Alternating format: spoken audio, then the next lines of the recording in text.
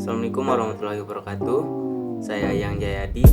Di sini saya akan memaparkan perkembangan pers dari era Orde Lama sampai dengan Orde Baru. Kita mulai dari Orde Lama. Pada awal setelah kemerdekaan, pers menikmati kebebasan yang sangat tinggi. Akan tetapi, kebebasan ini tidak berjalan dalam waktu yang lama. Pada tahun 1950 sampai 1959, tepatnya di masa demokrasi liberal, pers sangat partisan. Pers menjadi lebih condong ke arah partai politik dan pemberitaannya menjadi tidak netral.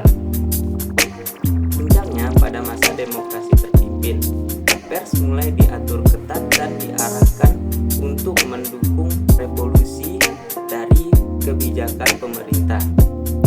Media yang kritis bisa dicap kontra revolusi dan berpotensi dibredel. Pada era Orde Baru, tepatnya pada tahun 1966 sampai 1998. Masa ini sering disebut dengan masa kelam. Pemerintah memperkenalkan konsep baru, yaitu pers Pancasila, yang dimana katanya pers Pancasila ini sangat bebas dan bertanggung jawab.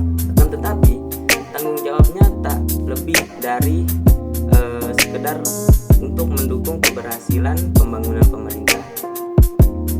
Pada masa ini, kendali pemerintah sangatlah kuat.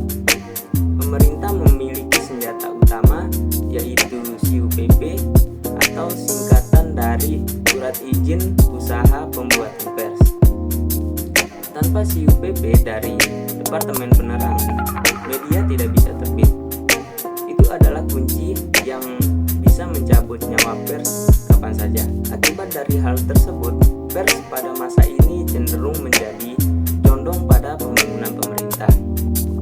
Jarang sekali ada pers yang berani menyuarakan kritik terhadap KKN maupun penyalahgunaan kekuasaan atau wewenang. Akibatnya, pers di masa ini cenderung menjadi corong pembangunan. Jarang ada yang berani menyuarakan kritik tajam terhadap KKN maupun penyimpangan kekuasaan. Banyak media besar seperti majalah Tempo, Editor, Detik pernah mengalami pemberedelan karena dianggap meresahkan. Hai semuanya, kalian pernah kebayang gak sih gimana rasanya hidup di zaman ketika media gak bisa ngomong bebas?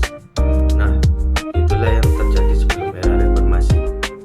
Dulu di masa Orde Baru, media tuh kayak jalan di atas tali.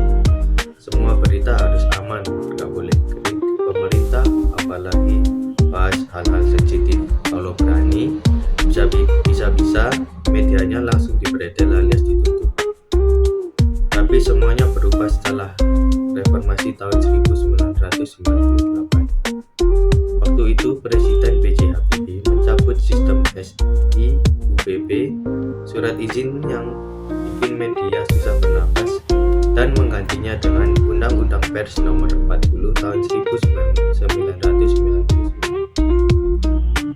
Sejak saat itu, jurnalisme di Indonesia benar-benar lahir kembali. Media mulai berani, berita jadi lebih beragam, dan masyarakat bisa dapat informasi yang jauh lebih jujur. Tapi jangan salah, reformasi juga bawa tantangan baru. Di era digital sekarang, semua orang bisa jadi wartawan.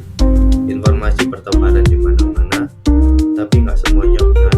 Makanya jurnalis di zaman sekarang dituntut bukan cuma bebas, tapi juga harus bertanggung jawab dan punya integritas.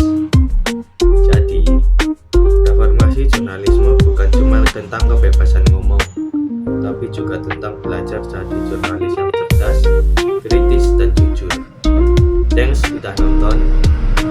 Jangan lupa bebas boleh, tapi tetap beretika.